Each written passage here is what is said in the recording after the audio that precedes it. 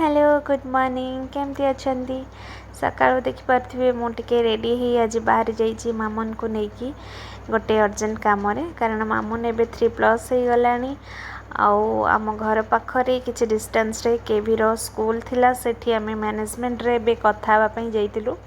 कारण अलग लोकेशन मानक बालबाटिका स्टार्ट हो जाइए केवी रो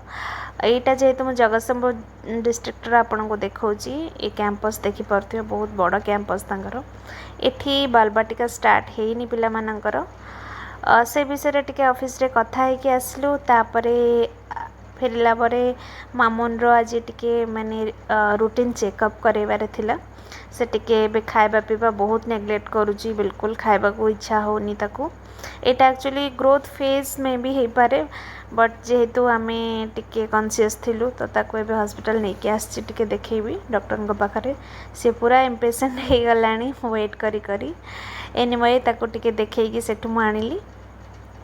रहउची जय जगन्नाथ।